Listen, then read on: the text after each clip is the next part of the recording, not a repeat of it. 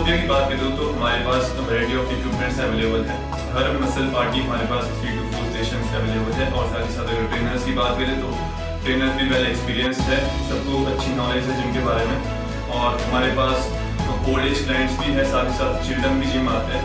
तो ये एक कंप्लीट जिम है, किसी को भी अगर अपना फिटनेस गोल अचीव करना है तो हमारी जिम जरूर विजिट कर सकते हैं। मैं तो यही एडवाइस दूंगा कि अपनी फिटनेस का प्रॉपर ध्यान रखिए, फिटनेस में इन्वेस्ट करो और साथ साथ अपनी एजुकेशन का भी प्रॉपर ध्यान रखो। आपको एक अच्छे रेशो में एजुकेशन और फिटनेस, और फिर पेरेंट्स को भी मैं यही रिक्वेस्ट करूँगा कि अपने चाइल्ड पे अच्छे से इन्वेस्ट करें, फिटनेस पे अच्छे कोचेज और अच्छे ट्रेनर्स को हायर कर सकते हो और अच्छी जिम जा सकते हो, ताकि आपके बच्चे का जो फ्यूचर है वो और बेटर सिक्योर हो पाए। फिटनेस से सिर्फ ये मतलब नहीं है कि आपको फिजिकल फिटनेस रहना, आपको मेंटली फिटनेस फिट भी रहना है। तो फिटनेस में दोनों आते हैं। अब मेरी एडवाइस तो ये है कि आप खुद भी जिम आओ, बच्चों को लेके आओ, पेरेंट्स को लेके आओ, सबको लेके आओ। एक जरूरी जिम आओ, आप एक वो खुले होते हैं जिम पार्क्स खुले, चंडीगढ़ देखा जिम पार्क्स खुले, वहाँ पे जाओ। जरूरी नहीं कि जिम ही आना, वहाँ पे जाओ, कुछ एक्सरसाइज करो। अगर आपकी मतलब आपको लग रहा है कि वो देखनी है या फिर कुछ और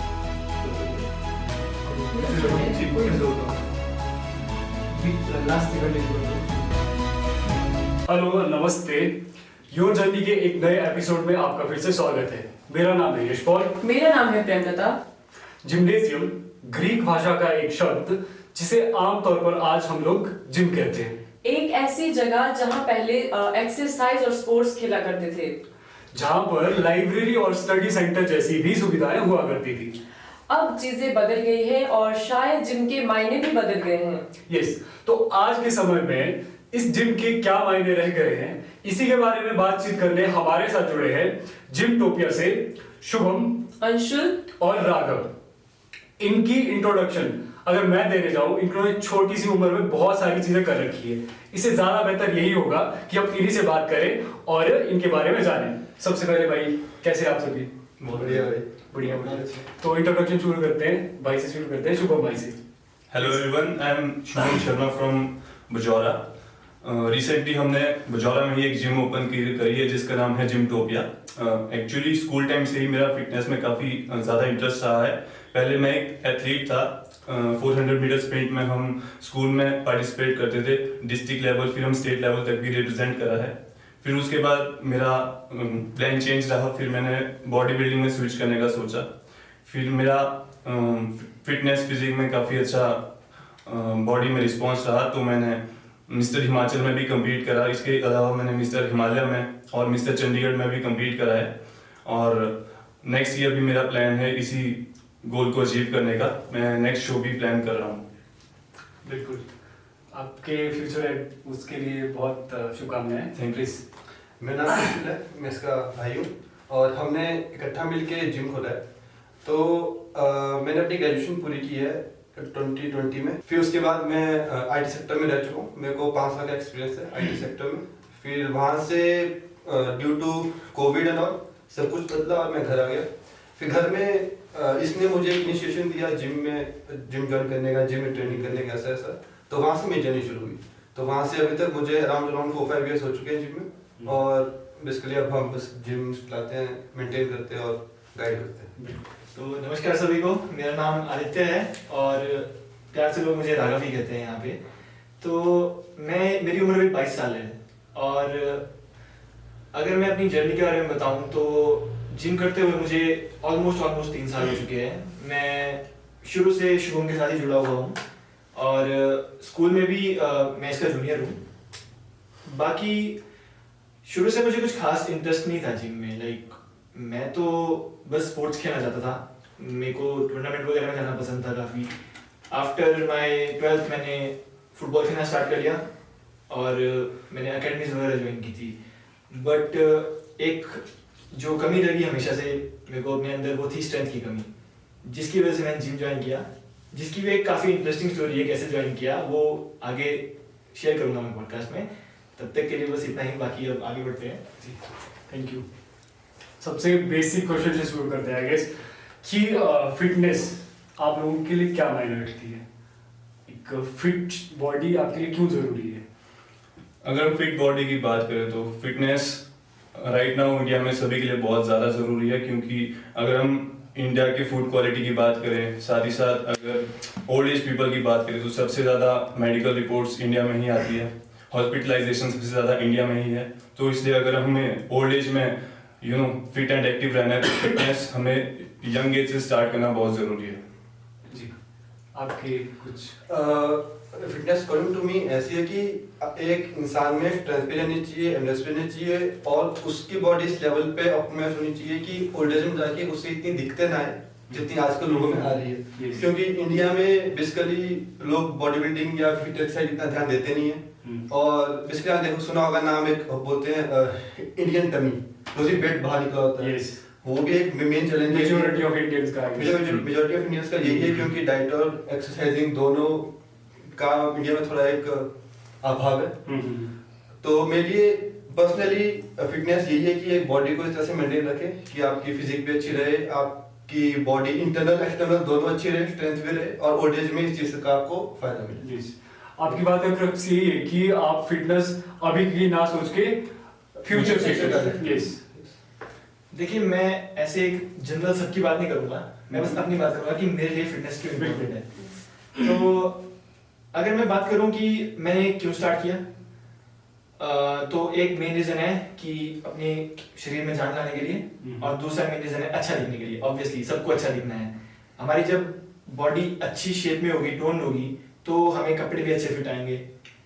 बाकी अगर हम कुछ कर रहे हैं अपनी बॉडी के लिए, चाहे जिम हो, चाहे स्पोर्ट्स हो, चाहे कुछ भी हो, उससे बॉडी फिट रहेगी। एंड ऑब्वियसली जो सबने बोला, लॉन्ग टर्म के लिए चाहिए, तो फिर इसको सस्टेन करने का ये बेस्ट तरीका है। बिल्कुल। सर मेरा एक सवाल है कि मतलब जिम ही क्यों चूज किया? मतलब फिटनेस के लिए तो बहुत सारे और भी चीजें, स्पोर्ट्स है या फिर रनिंग भी हो सकती है, या योगा, मेडिटेशन, फिर आपने जिम को क्यों प्रायोरिटी किया, मतलब prioritize किया? जिम एक ऐसा एनवायरनमेंट है जहाँ पे बहुत लोग आते हैं, लोग अपने एक्सपीरियंस शेयर करते हैं। आपको एक ऐसा प्लेस है जहाँ पे आपको जो ग्रोथ है वो विजिबली शो होती है। अब जैसे इसमें एक चीज आती है कैलिस्थेनिक्स, उसका अच्छा है, वो बहुत अच्छी है, वो बॉडी को बहुत अच्छा लगती है, मतलब मेंटेन भी अच्छा करती है, आपको स्ट्रेंथ भी उसमें अच्छी मिलेगी, वो बहुत एक ऑप्टिमल वे है मेंटेन करने का। और इसमें इशू रहता है कि ना उसमें आपको ग्रोथ बहुत स्लो मिलती है, क्योंकि उसमें आपको अपनी बॉडी को यूज करना है, अपनी उसको यूज करना है। अब जिम में ऐसा है कि आज आप 1.5 का डंबल उठा सकते हो, एक वीक आप 5 किलो का भी उठा सकते हो। उसमें विजिबल शो होता है, आपको मोटिवेशन रहती है कि ठीक है मेरे को ग्रोथ मिल रही है, मुझे ये मिल रहा है। तो वो एक आपका मोटिवेशन पॉइंट रहता है कि बस मतलब आप आगे बढ़ रहे हो, आप एक जगह पे अटके नहीं हो। अगर बंदा अटका रहे तो उसकी मोटिवेशन वैसे डाउन हो जाती है। ठीक। तो ये वो मतलब एक प्रायोरिटी है जिम की, कि आपको जिम में मोटिवेशन रहती है, और दूसरों को देख के भी आप मोटिवेट होते हो कि कोई आ रहा है, कोई किसकी शेप अच्छी है, किसका फैट अच्छा है, कि किसी में कुछ बहुत ज्यादा है, उसमें रिजल्ट अच्छे आ रहे हैं, तो आपको मोटिवेशन मिलती है कि वो कर सकता है तो मैं भी कर सकता हूँ। बिल्कुल। वो एक वो रहता है, एनवायरनमेंट रहता है जिम में। इसमें एक चीज ऐड ऑन करना चाहूंगा, जैसे जिम वर्ड आप यूज कर रहे हो, जिम एक्चुअली जिम कोई स्पोर्ट नहीं है, इसमें वेट ट्रेनिंग होती है। तो आप किसी भी स्पोर्ट की बात करें, फुटबॉल, बास्केटबॉल, वॉलीबॉल, सब में स्ट्रेंथ ट्रेनिंग, वेट ट्रेनिंग जरूरी रहती है। तो जो भी एथलीट्स है, क्रिकेटर हो गया, सभी वेट ट्रेनिंग करते हैं। और हर स्पोर्ट को अगर आपको अपना प्रोग्रेस बढ़ाना है उस स्पोर्ट में, तो वेट ट्रेनिंग सबसे एसेंशियल रहता है, और वो जिम में ही पॉसिबल है। मतलब और जगह पॉसिबल नहीं है? नहीं। Okay. सारे इक्विपमेंट्स आपको जिम में ही अवेलेबल एक रहते चीज मैं भी ऐड करूंगा इसमें कि आपने बोला कि आप जिम ही क्यों करते हो और कोई एक्टिविटी क्यों नहीं करते हो, तो मैं ये बोलूंगा कि मैं फुटबॉल भी खेलता हूँ, जिम भी करता हूँ, मैं मैनेज करता हूँ ये सब चीजें साथ में। तो ऐसा नहीं है कि आपको जिम ही करना चाहिए हेल्दी रहने के लिए, हाँ जी। ये आपके ऊपर है, आप क्या चूज कर रहे हैं। आप योगा कर सकते हैं, आप स्पोर्ट्स कर सकते हैं, जिम कर सकते हैं, ये आपके गोल्स के ऊपर होता है कि आपको क्या चाहिए। हेल्दी आप घर में भी हो सकते हो हेल्दी, बट आपको अगर किसी स्पोर्ट में नेक्स्ट लेवल पहुंचना है तो वेट ट्रेनिंग जरूरी है। किसी स्पेशल फील्ड में जाने के लिए स्पेशल वो ट्रेनिंग लेनी पड़ेगी, उसी तरह से शायद जिम है। तो ये अगले उस पर आते हैं कि मेरे को लग रहा है मेजॉरिटी ऑफ लोग जब जिम की तरफ देखते होंगे तो वो एक फैंसी सी मशीन, बड़े बड़े वेट्स, शायद ये चीजें देखते होंगे। तो उनकी सोच से हटकर जिम क्या है? जिम की अगर बात करें, जिम बहुत ही बेसिक चीज है, जिसमें अगर आप मान लो बिगिनर हो, आपका फर्स्ट डे जिम में है, तो इक्विपमेंट छोड़ के आपको बस कंपाउंड मूवमेंट्स पे फोकस करना होता है। कुछ ऐसी एक्सरसाइजेस है जैसे स्क्वाट्स की बात करूं, डेडलिफ्ट, बेंच प्रेस, इन सभी इन सभी एक्सरसाइजेस में आपको मास्टरी सीखना पड़ता है इनके बारे में। अप्रोक्सीमेटली आपको 1 साल तो कम से कम प्रोग्रेसिव ओवरलोड वेट बढ़ाते बढ़ाते बढ़ाते इन सभी मशीन्स में आपको प्रोग्रेस जब आप लोगे तो उसके बाद आप आइसोलेशन वाली एक्सरसाइजेस पे आ सकते हो। ओके।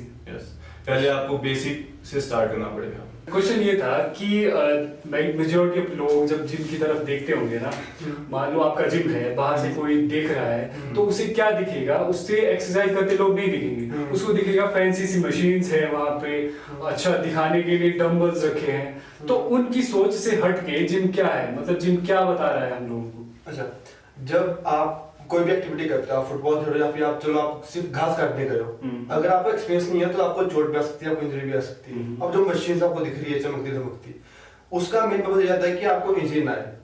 ठीक है, पहले अगर आप जिम स्टार्ट करोगे तो आपको पता नहीं होगा कि क्या पोस्चर रखना है, कैसे क्या करना है, क्या करना है। अब उसमें अगर आपको मान लो आपने कोई वेट अगर कुछ हल्का सा भी कुछ आपने गलती या मिस्टेक कर दी तो आपको एक लॉन्ग टर्म इंजरी भी रह सकती है।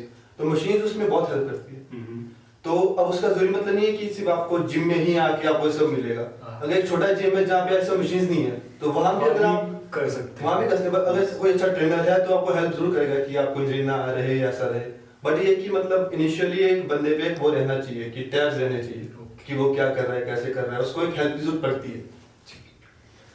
मैं यहाँ पे एक स्टोरी शेयर करना चाहूँगा जो काफ़ी अच्छे से एक्सप्लेन कर देगी इस आपके क्वेश्चन को। मेरे फादर की, तो लाइक उनका वेट काफ़ी ज़्यादा है। मे बी जब अब तो जो वो जिम आ रहे हैं अच्छे से डेली कंटिन्यू, बट इससे पहले उनका 100+ था वेट। तो मैं उनको हमेशा बोलता था, क्योंकि वो काफ़ी टाइम हो गया जिम करते हुए, मैंने उनको हमेशा बोला कि जिम चलो जिम चलो। वो बोलते थे कि नहीं मैं तो सुबह वॉक करने या साइकिलिंग करने जाऊँगा, मैं उसमें ही फिट हूँ।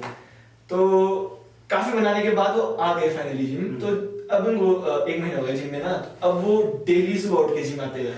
क्योंकि उन्होंने मेरे को बोला कि जो 10 मिनट ट्रेडमिल में वॉक किया मैंने और जो मैंने पूरे 1 किलोमीटर की वॉक की, उसमें जमीन आसमान का फर्क है। तो उनको वो फील हुआ, पहले नहीं होता था फील, वो अब उन्हें फील हो रहा है और अब उनको बॉडी में चेंजेस दिख रहे हैं तो काफी मोटिवेटेड है। बिल्कुल, चेंजेस दिखेंगे तो कोई भी मोटिवेट हो जाएगा।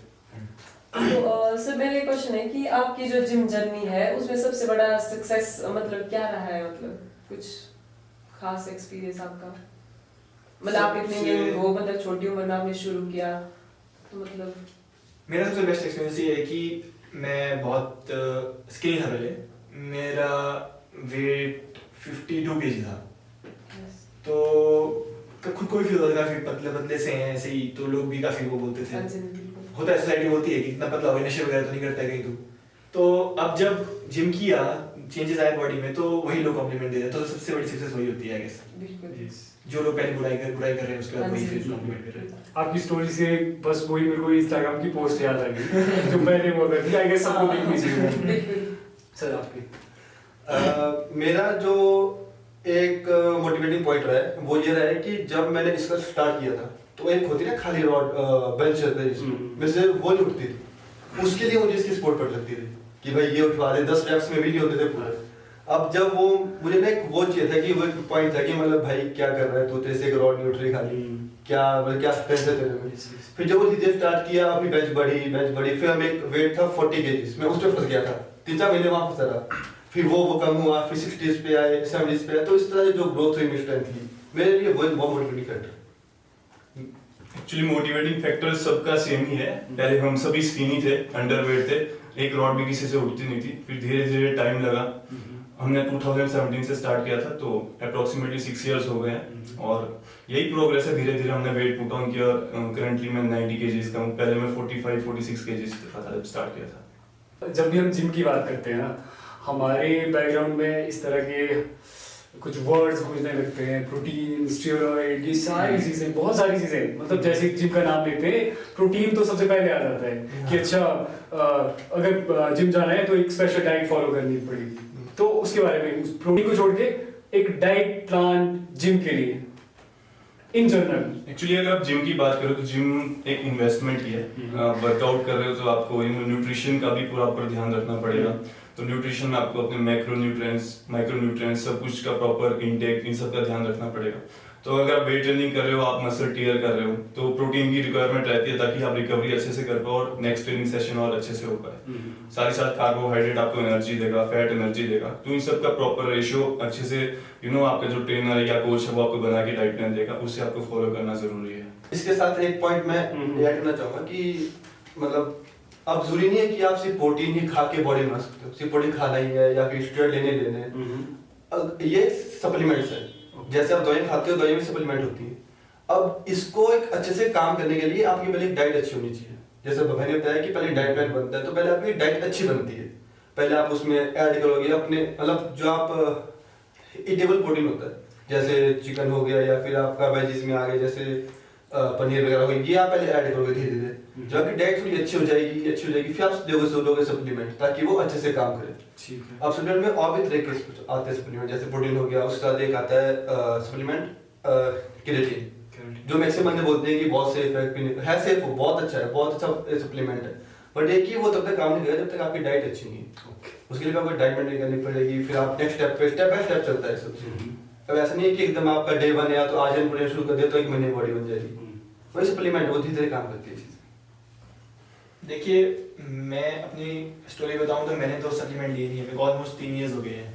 मैंने बस बीच में वे प्रोटीन ट्राई करने के लिए लिया था एक बार, और केराटिन भी मैंने एक दो बार लिया सिर्फ। और इसका रीज़न ये था कि जो आपने बोला, मेरे पेरेंट्स या फिर मेरे जो घर में एक स्टीरियोटाइप होता है, मतलब सबके घर में होता है, every Indian family has this stereotype कि वे प्रोटीन लोगे तो पाउडर वाली बॉडी बनानी है, फूल जाओगे, बीमारियां हो जाती हैं बहुत सारी। वो है, मेरे भी वही था, क्योंकि पता नहीं मेरे बहुत से रिलेटिव्स ने कुछ तो लिया होगा, वो प्रोटीन तो नहीं होगा बट कुछ भी लिया होगा जिससे उन्हें प्रॉब्लम हो गई। तो लाइक उन्हें लगता है कि ये सब पाउडर एक जैसे होते हैं, तो मेरे को कभी नहीं अलाउ हुआ यूज करना। तो मैंने तो अपना डाइट से ही मैनेज किया प्रोटीन। तो अभी जितना भी है, ऑब्वियसली बॉडी में फैट है मेरी, क्योंकि I am not a professional body builder, but मैंने अपनी डाइट को अच्छे से मैनेज किया है एंड मैं ये बोलता हूँ कि मैं अभी इस टाइम पे फिट हूँ। जी, I am satisfied with my physique. मतलब एक्स्ट्रा चीजें ले सकते हैं, बस हम लोगों को मिसकंसेप्शन से बचना होगा शायद से। जी, स्टीरियोटाइप से बचना बस। जी, एक्चुअली जो हमारी सोसाइटी या बोलो हमारी मेंटलिटी में भरा जाता है जिम नाम से कि भाई बॉडी बनाने, लुक्स पे काम होगा। बाकी जैसे हमारे गांव में भी होता है कि अगर बॉडी मतलब कोई जिम ज्वाइन करके आएंगे ना तो बोलेंगे कि इसे उठाए कुछ नहीं जाएगा, सिर्फ ये बना के आ गए। लाइक मतलब भूल जाता है, खाया भूल गया है, बस इतना। शायद उससे आगे हमारी मतलब सोसाइटी मुझे नहीं लगता कि समझती है कि और क्या चीजें इसमें होती है। मतलब इस पर अगर आप कुछ आज के टाइम की बात करें तो 90% ऑफ यूथ जो है जिम में वो बॉडी बिल्डिंग के बजाय लाइफस्टाइल के लिए आ रहा है। हाँ, लुक्स के लिए अपने इंटरनल ऑर्गन्स को फिट करने के लिए, ताकि ओल्ड एज में डिजीज से बचा रहे। जिम का जो ये माइंडसेट है जो आपने बोला कि बड़ी बॉडी और स्ट्रेंथ कम रहेगी, ये बॉडी बिल्डिंग से कंपेयर करते हैं। जो स्टेरॉइड्स लेते हैं बॉडी बिल्डर्स, उनसे कंपेयर किया जाता है। एक्चुअली आजकल पावर बॉडी बिल्डिंग का काफी अच्छा कॉन्सेप्ट चला है, जिसमें क्या है पावर लिफ्टिंग और बॉडी बिल्डिंग को कंबाइन कर देते हैं ताकि स्ट्रेंथ आपकी पावर लिफ्टिंग वाली रहे और अगर आपको शौक है तो आप बॉडी बिल्डिंग भी कर सको। तो उसका काफी अच्छा ट्रेंड चला है आजकल। अगर कोई बंदा अगर ऐसा बोल रहा है कि आप सिर्फ जिम जा रहे हो, फुल एंगेज जा रहे हो, तो ये मतलब एक मिसकंसेप्शन है ऑब्वियसली। आप जिम सिर्फ बॉडी बिल्डिंग नहीं, आप एक मतलब एक लाइफस्टाइल के लिए आते हो कि मतलब अब ऐसा नहीं कि आप एक साथ जिम करोगे छोड़ दोगे तो आपकी बॉडी वैसी ही रहेगी। आप उसी को मेंटेन भी करना है, जो आपने काम किया उसको मेंटेन करने के लिए, फिर उसको सेम लेवल पे रखने के लिए या उसको बढ़ाने के लिए भी मेहनत लगती है। अब अगर आप ऐसा कर रहे हो कि आप एक साल में आपकी स्ट्रेंथ, चलो मान लो आप एक लेते हैं एक्सरसाइज डेडलिफ्ट, डेडलिफ्ट में अगर आप डेडलिफ्ट 100 kg पहुंच गए, अब आप अगर छोड़ दोगे 2 महीने में तो वो गिर के वापस आ जाएगी वहीं पे। एक लेवल को मेंटेन करने के लिए आप जिम को रेगुलर रखते हो। अब अगर मान लो कि कोई एक इंसान है जिसकी बैक बिल्कुल स्टिफ है, ठीक है, अगर वो कंटिन्यूअसली अगर जिम करे, स्ट्रेचिंग करे, प्रॉपर अगर वर्कआउट करे तो उसकी बैक ठीक होती है। ठीक होने का मतलब ऐसा है कि मतलब उसकी बैक ओपन अप होती है, उसकी फ्लेक्सिबिलिटी बढ़ जाती है बैक की, तो एक काफी हेल्प मिलती है उस लेवल पे। मैं थोड़ा आउट ऑफ टॉपिक जाना चाहूँगा इस बात में। कोई दिक्कत नहीं। जैसे आपने बोला ना कि लोग बोलते हैं, Yes. तो ये जो मैक्सिमम जो लोग बोलते हैं ना, ये ऑडियंस है कि हमारे हमसे जो पहले वाली जनरेशन है वही मैक्सिमम, most. क्योंकि यंग जनरेशन नहीं बोलती है ये सब चीजें। तो ऐसा है कि मैंने भी देखे हैं, हमारे आसपास होते हैं लोग, तो फेसबुक में आ जाती हैं कुछ चीजें, वो उनको देख के बोलते हैं। तो मैं ये बोलूंगा कि इन्फ्लुएंसर्स बहुत हैं, बट उन इन्फ्लुएंसर्स को देख के आप अपने बच्चों को मत वो कर, क्योंकि आपको नहीं पता वो इन्फ्लुएंसर्स क्या क्या चीजें कर रहे हैं, क्या कैसा उनका लाइफस्टाइल है। क्योंकि बहुत सारे ऐसे लोग भी जिम जाने वाले जो बिल्कुल हेल्दी तरीके से ही करते हैं चीजें, आप उनको देखो, आपके आस पास होंगे लोग ऐसे, तो फिर ऐसे मिसकंसेप्शंस नहीं आएंगी लाइक जिम को लेके जी। बाकी एक और पॉइंट बोलूंगा, लाइक सबकी हर चीज का अलग बेनिफिट मिलता है आपको। अगर आप बोल रहे हो कि स्ट्रेंथ नहीं होती जिम वाले लोगों में, ऐसा नहीं है। आप किसी जिम वाले को बोलोगे ना तो सिलेंडर उठा के कहीं को ले जाओ, वो ले जाएगा आराम से, बट जिम जाने वाले लोगों में एंड्योरेंस की कमी होती है, मैं ये बोल सकता हूँ। वो खेत में काम नहीं कर सकते क्योंकि मसल पंप हो जाती है काफी जल्दी। मेरा एक फ्रेंड है, वो भी ऐसे जिम करता है, तो उसने वो एक्सपीरियंस बताया था अपना कि मैंने जब जिम स्टार्ट किया तो खेत में काम करने में प्रॉब्लम हो गया। तो लाइक आप पर इन दोनों चीजों को भी कंपेयर नहीं कर सकते साथ में, क्योंकि दोनों चीजें बिल्कुल ही अलग है। जिम अलग है, खेत में काम करना बिल्कुल अलग है। हमारी सोसाइटी इस चीज को कंपेयर करते हैं, सोसाइटी तो वही मेन। और शायद कंपैरिजन ही तभी आता है कि उन्होंने लाइव एग्जांपल देखे कि अच्छा ये जिम में जाके वो इतना वेट उठा रहा है लेकिन खेत में काम ही नहीं कर रहा है, तो शायद एग्जांपल दिख रहे हैं ना, तो वो क्वेश्चन उठ रहा है शायद। चीजें बिल्कुल अलग है। ठीक है, वो दोनों चीजें अलग है, ये आई गेस उनको समझना चाहिए। तो जैसे हमने पिछले उसमें बात की प्रोटीन्स की ना, और आपने बोला कि प्रोटीन के सोर्स से चिकन हो गया, मीट हो गया, इस तरह की चीजें।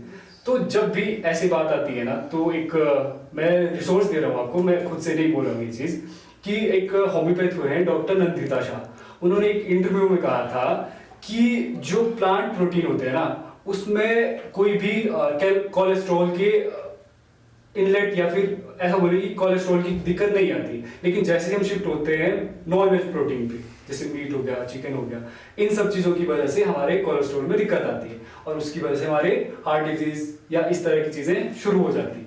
तो इस पे आपका टेक कि कैसे कंट्रोल करें या फिर अवॉइड करें, या फिर अच्छा आप करें। ये टोटली डिपेंड करता है किस तरीके से आप कुक कर रहे हो।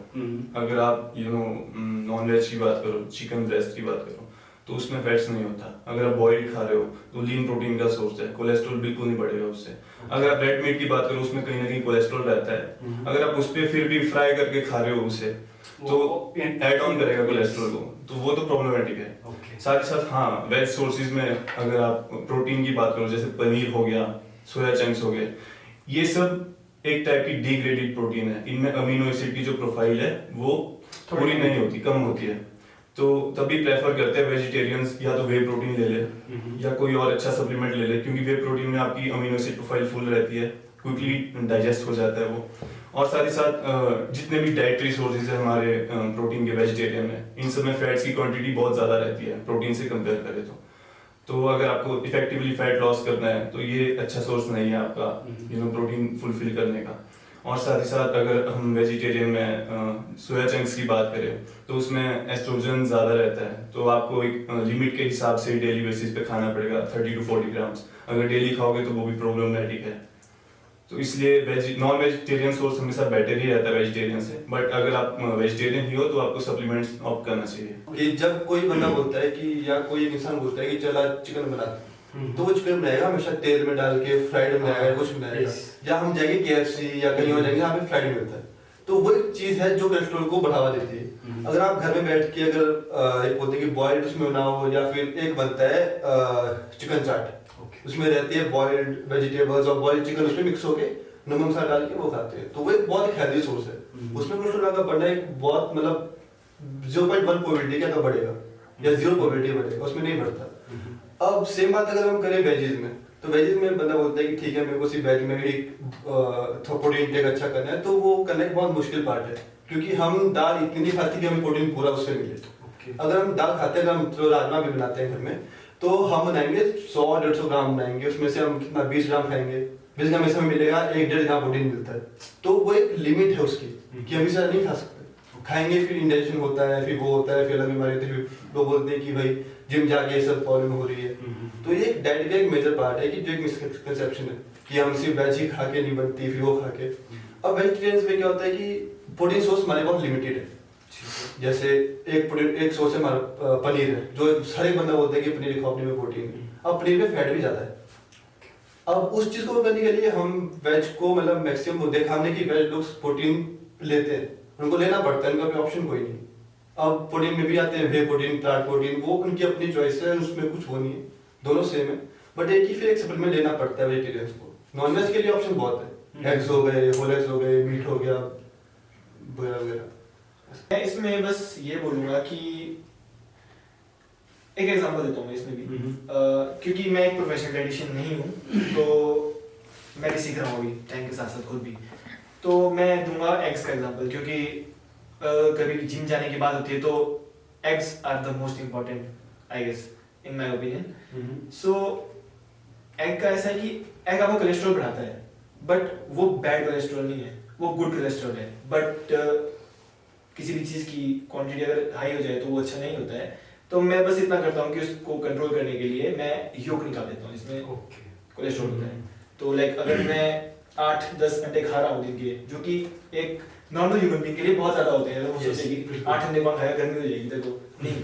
तो उसमें से मैं सिर्फ 2 या 3 अंडों का ही योग खाऊंगा, बाकी के जो 7-8 अंडे होंगे उनका मैं एग वाइट लूंगा, जिसमें कोलेस्ट्रॉल की क्वांटिटी बहुत कम होती है। तो ऐसे मैनेज करता हूँ कोलेस्ट्रॉल को। At the end it only depends on कि what you eat and how you eat. Yes, It does not depend कि मतलब मुझे ये नहीं खाना वो नहीं खाना है, just depends कि how you make it useful. Life में ना हमने डायबिटीज देखी है, बहुत सारी बीमारियां देखी है, लेकिन प्रोटीन डेफिशिएंसी जैसी कोई चीज होती नहीं है। अगर ये चीज नहीं है तो हम क्यों ऐड ऑन कर रहे हैं उस चीज को अपनी डाइट में? तो सॉरी, प्रोटीन क्या बोला? डेफिशिएंसी मतलब हम बोल रहे हैं ना कि हाँ। अच्छा विटामिन डी की कमी हो रही है, ई अच्छा। की हो रही है, सी की हो रही है, डायबिटीज हो रही है इंसुलिन की कमी से, तो उन्होंने ये सारी चीजें मेंशन करी, लेकिन वो बता रहे हैं कि प्रोटीन डेफिशिएंसी जैसी ऐसी कोई टर्म है नहीं आज तक। आप डॉक्टर के पास जाओगे, वो कभी आपको ये नहीं बोलेंगे कि अच्छा आपको प्रोटीन डेफिशिएंसी है, अच्छा। कि आपको ऐड ऑन करनी चाहिए। तो इस पे अगर आपका है कुछ?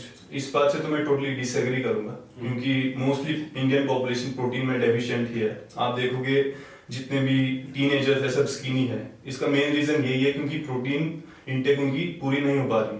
At least 80 to 90 grams every person को प्रोटीन लेना चाहिए, और यू कैन से 1.5 अपने वेट से अगर 1.5 को कैलकुलेट करें उतना प्रोटीन आपको पर डे लेना ही है। Okay, deficiency most Indian population को करंटली है प्रोटीन की। वहाँ पे ना जो डाइट है उनकी डाइट बहुत अलग है हमसे। जैसे हम पहाड़ी लोग हैं, हम बहुत कुछ बनाते हैं, राजमा वगैरह हो गए, तो उनमें प्रोटीन रहता है, तो हमें इतनी कमी होती नहीं। वहाँ जाके उनकी डाइट में बेसिकली पानी, तेल वो बहुत रहता है शहरों में, तो वो खा के मुझे बहुत कमजोरी हो गई थी। तो मैं गया डॉक्टर्स के, उन्होंने कहा कि आप ग्लूकोज खाओ, जलेबी, दूध खाओ, ये खाओ, ताकि शुगर लेवल बढ़े, एनर्जी रहे। तो उससे कुछ फर्क पड़ा नहीं। तो ना मेरे साथ एक जिम में रहते थे, वो जिम करते थे, मेरे साथ भाई साहब थे। तो उन्होंने कहा था कि प्रोटीन बिस्किट मिलते हैं, नाम में बोले उस बिस्किट, मतलब महंगे थे उस टाइम, बहुत महंगा था, प्रोटीन बहुत महंगे होते थे पहले उस टाइम। उसने कहा कि ये खा लो, इससे तुझे इफेक्ट मिलेगा। और मैंने वो खाया, मैंने 1 महीना खाया बस, उससे बहुत चेंज पड़ा मुझे। तो ये देख होती है, मैंने एक्सपीरियंस किया है, तो मुझे पता है कि ये चीज़ होती है। एनर्जी के लेवल पे या एनर्जी लेवल पे, बॉडी को स्ट्रॉन्ग रखने के लिए, बोन स्ट्रॉन्ग रखने के लिए, उसके लिए जरूरी होता है प्रोटीन। और दूसरा एग्जांपल ये है कि जब कोई ओल्ड एज होता है या कोई बूढ़ा इंसान है, वो तो बैठ जाता है, बंदे बोलते हैं इसको बुढ़ापा आ गया। तो ये कोई नहीं बोलता कि भाई कि क्यों आया, क्यों कमजोर हो गई, क्या हो गया। जनरल टर्म में बुढ़ापा आ गया। जैसे बोलते हैं कि बुढ़ापा आ गया, वो काम नहीं कर पा रहा, बुढ़ापा आ गया, कमर लचक आ गई तो बुढ़ापा आ गया। बुढ़ापा आ गया। Yes. अब ये कोई नहीं बोलता कि कैसे इसको ठीक हो सकता था, कैसे क्या चेंज हो सकता था, ये कोई बात नहीं करता। तो ये ना वो बना हुआ है माइंडसेट कि बुढ़ापा आ गया तो बैठ गए। अगर आपने पहले इस पे काम किया होता है, पहले अगर प्रॉपर न्यूट्रिशन रखा होता प्रोटीन, तो इतनी दिक्कत नहीं आती। तो 50% इंडियंस को तो यही नहीं पता होगा कि प्रोटीन क्या होता है एट फर्स्ट। सो प्रोटीन की कमी का तो क्या ही बोलूँ मैं, लाइक हमें भी नहीं पता था कि ऐसा कुछ होता भी है। तो अब आप मेरे को बताइए, अगर आपको ये नहीं पता होता कि विटामिन क्या होता है, तो विटामिन डी की कमी का आपको कैसे पता होता? ऑब्वियसली होता है, नहीं होगा। तो सबसे पहले तो अवेयरनेस में आनी चाहिए, नॉलेज होना चाहिए लोगों को प्रोटीन के बारे में, फिर पता लगेगा कि प्रोटीन की डेफिशिएंसी क्या होती है। तो ऐसा कुछ है प्रोटीन डेफिशिएंसी के लिए कि कोई सिम्टम आपको दिखे? ये इसलिए बोल रहा हूँ कि ताकि एक नॉर्मल बंदे को पता चल जाए, जैसे आप बात कर रहे थे ना कि उन्हें नहीं पता, तो हो सकता है वो अवेयर हो जाए कि अच्छा मेरे को ये सिम्टम आ रहे हैं, तो हो सकता है प्रोटीन की डेफिशिएंसी हो। अगर हम बात कर रहे हैं कि प्रोटीन की डेफिशिएंसी होती है, तो है कोई सिम्टम? सबसे पहला सिम्टम तो वीकनेस है। अगर आपको लग रहा है वीकनेस, आप अपना BMI चेक कर सकते हो। अगर वो प्रॉपर्ली नहीं है तो आपको अपने मैक्रोन्यूट्रिएंट्स और माइक्रोन्यूट्रिएंट्स दोनों ट्रैक करना चाहिए अच्छे डाइटिशियन के पास जाके। उससे आप कंसल्ट कर सकते हो कि मेरी BMI के हिसाब से मुझे कितना फैट परसेंटेज रखना है, कितना कार्बोहाइड्रेट, कितने प्रोटीन खाने, तो आपको जरूर हेल्प करेगा इस चीज़ में। अच्छा, और इसका तो पहला जो इन्होंने बताया कि वही की वीकनेस है, वो तो सबसे प्राइम एग्जांपल है कि पुडिंग कमी हो तो वीकनेस एक सिम्टम है। अब हेडेक भी है, आपको लग रहा है कि आपकी बोन्स वो पड़ रही है, कमजोर पड़ रही है बोन्स, तो वो भी एक साइन है कि पुडिंग की कमी है आप में। या फिर मतलब आपको एक इन्फ्लेमेटरी इशू हो रहा है, तो वो भी एक साइन हो सकता है। अब जरूरी नहीं कि ये सब साइन है तो आपको है ये हो सकते हैं, आपको चेक करना चाहिए, चेक करने का तो आपको कंफर्म हो जाएगा कि है, बट ये एक साइन हो सकते हैं, साइन हो सकते हैं। साइन तो आपको स्टेप लेना चाहिए इस बारे में। लो मसल मास, ओके, तो ये मेरे को मेजर रीजन लगता है एक, क्योंकि muscle plays a very important role in our day to day life. कुछ भी करना हो आपको मसल की तो जरूरत है ही, कुछ मूवमेंट कर रहे हैं, ये कर रहे हैं, कुछ भी बॉडी का मसल ही है पूरी। तो अगर मसल मास बहुत कम है तो डे टू डे लाइफ में बहुत प्रॉब्लम होगी, तो वो प्रोटीन डेफिशिएंसी हो सकती है। ओके। प्रोटीन की अगर डेफिशिएंसी की बात कर रहे हैं कि अच्छा बोन्स आपने बोला कमजोर पड़ सकते हैं शायद, तो इसी पे इनका कहना है कि बजाय इसके कि प्रोटीन की वजह से मसल कमजोर पड़ जाए, ये कहते हैं कि उल्टा ये होता है कि प्रोटीन के ज़्यादा इंटेक से ये चीज़ें शुरू होती है। वो बताते हैं कि प्रोटीन क्या करता है, जब हम एडिड प्रोटीन लेते हैं ना, एक्स्ट्रा प्रोटीन जिसको हम बोलते हैं, कि वो अमीनो एसिड पैदा करते हैं, ठीक है, उसको न्यूट्रलाइज करने के लिए क्या होता है, हमारी हड्डियों से कैल्शियम अब वो अटैक्ट हो जाता है, तो उसकी वजह से बोन डेंसिटी कम हो जाती है और एक बीमारी का नाम बताते हैं ऑस्टियोपोरोसिस। ओके, तो इस बारे में अगर आपको कुछ है कि अगर ज्यादा प्रोटीन इनटेक कर रहे हैं बजाय इसकी की डेफिशिएंसी की वजह से, वो ज्यादा प्रोटीन की वजह से वो बीमारी का रीजन बता रहे हैं। अगर इंडियन पॉपुलेशन की बात करें, फॉरेन में तो प्रोटीन इंटेक सबका अच्छा रहता है क्योंकि वो सप्लीमेंट्स के यूज करते हैं। इंडियन पॉपुलेशन में ऐसा कुछ डाइटरी एलिमेंट नहीं है जिससे हमारी प्रोटीन इंटेक एक्स्ट्रा चली जाए। ज्यादा से ज्यादा मोस्टली 40 to 50 ग्राम्स सबकी डेली प्रोटीन की वो इंटेक रहती है। इनटेक या नीड की बात कर रहे हैं? इंटेक की बात नॉर्मली 40 से 50 ग्राम इंटेक डेली सबकी रहती है। नीड हमको 100 ग्राम है पर पर्सन। अगर कोई फिटनेस एक्टिविटी ना भी कर रहा है तो भी 80 ग्राम को उसे लेना ही पड़ेगा। तो इंडिया में तो डेफिशिएंट ही है सब, और ये वीकनेस प्रोटीन डेफिशिएंसी की वजह से ही है। अगर प्रोटीन हम एक्स्ट्रा ले रहे हो उसका भी प्रॉब्लम है, वो जो आपने बताया अमीनो एसिड ज्यादा बॉडी को मिल जाएंगे, उससे उसका भी साइड इफेक्ट रहता है। बट इंडियन पॉपुलेशन में तो डेफिशिएंसी ही है क्योंकि कोई सोर्स है ही नहीं जिससे हमारा प्रोटीन एक्स्ट्रा जाए। ठीक है, मोस्टली सब वेजिटेरियन रहते हैं और वेजिटेरियन में मैंने बताया आपको फैट ज्यादा। अब अगर आप कोई भी चीज़ ज़्यादा खा रहे हो उसका तो साइड इफेक्ट आपको रहेगा ही। अगर आप मान लो आप जैसे सेब के बीच मैक्सिमम किया, आप सेब अब 2 दिन सेब खा लगाता है, पेट खराब होगा, आपको इश्यूज बहुत सारे आएंगे। तो वो एक इशू रहता है कि आप वही ना कि एक मतलब जो डाइटिशियन रहता है वो आपको वही गाइड करता है कि आप कितना खाना है, कितना लिमिट में रहना है। अगर आप ऐसे कि आप एक दिन पूरे दिन आप चिकन खाओ प्रोटीन के नाम पे, फिर आपका वही पेट खराब होना है, घर में चढ़नी है, बुखार आना है, फिर वही कि मतलब एक प्रॉपर एक आपका गाइड होना चाहिए आपके साथ जब वो गाइड करे कि बस इतना रखना है, इतने ज्यादा नहीं करना है। क्योंकि एक सप्लीमेंट भी आप ले रहे हो, सप्लीमेंट की एक लिमिट होती है। पीसीएम खाते रहोगे तो आपकी एंटीबॉडीज खत्म हो जाएगी, तो वही है। अगर आप प्रोटीन को सप्लीमेंटेशन के थ्रू पूरा कर रहे हो ना, तो अगर आप डब्बा देखोगे प्रोटीन का, उसमें लिखा होता है 1 to 2 scoops recommended by doctor per day। तो उससे ज्यादा क्यों जाना है किसी को, जब उस पे लिखा ही है, जो चीज हम ले रहे हैं उस पे लिखा है। बट अब इंडिया का तो ऐसा ही है, सिगरेट पे लिखा होगा कि पीना हानिकारक है तो लोग पिएंगे, अब वो पिएंगे तो खुद ही भुगतेंगे। बस वही बात है प्रोटीन के लिए, इसलिए आप लॉजिक अप्लाई कर सकते हैं। ज्यादा लेंगे तो फिर दिक्कत तो होगी। सर आप लोग मतलब अपनी हेल्थ कैसे मेंटेन रखते हैं, मतलब इस पे अगर बताएं आप। मतलब आप लोगों को इशू आते हैं हेल्थ इश्यूज ऐसा कुछ? जी नहीं, जब से डेली एक्सरसाइजिंग स्टार्ट की है जिम में, पहले तो मैं खेलता था। जब हम स्पोर्ट्स खेलते हैं ना तो लाइक ऐसा बोलते हैं कि देखो हम यंग हैं, हमारे अंदर एनर्जी इम्यूनिटी भी काफी अच्छी होती है, एनर्जी बहुत होती है। तो जैसे खेलने के टाइम तो हम बारिश में भी खेल लेते थे, नहीं होते थे बीमार। बट अगर मैं बात करूँ थोड़े मेरे से एज लोगों की, तो अगर वो डेली एक्सरसाइज करेंगे ना तो वो नहीं होंगे बीमार, बहुत कम कर देता है डेली एक्सरसाइजिंग, बहुत एसेंशियल है लाइफ में। लाइक मेरे एक अंकल हैं, वो 60+ हो चुके हैं, बट अगर आप उनको देखेंगे तो लाइक उनके बाल पूरे काले हैं, अभी भी एकदम फिट हैं, ड्रिंक करते हैं नो डाउट, बट वो बहुत वो है क्योंकि एक्सरसाइज डेली करते हैं वो। मेंटेन कैसे रखते हैं सर आप, मतलब खुद को, मतलब आप अपनी हेल्थ को मेंटेन कैसे रखते हैं? अच्छी डाइट, डेली एक्सरसाइजिंग, बस यही है मेन। और गुड स्लीप, 7 से 8 घंटे की स्लीप। एक तो कि आप मेंटेन कैसे रखते हैं अपनी हेल्थ को, दूसरा है कि आपको भी हेल्थ इश्यूज होते हैं, जैसे हाँ। आप लोग काफी डिसिप्लिन में रहते हैं मेरे अकॉर्डिंग, तो आप लोगों को भी हेल्थ इश्यूज होते हैं या नहीं होते? मुझे हेल्थ इशू सिर्फ एक रहता है जिसका मतलब वो मेरा कॉन्टिन्यूस है, मुझे ना जुकाम बहुत जल्दी हो जाता है।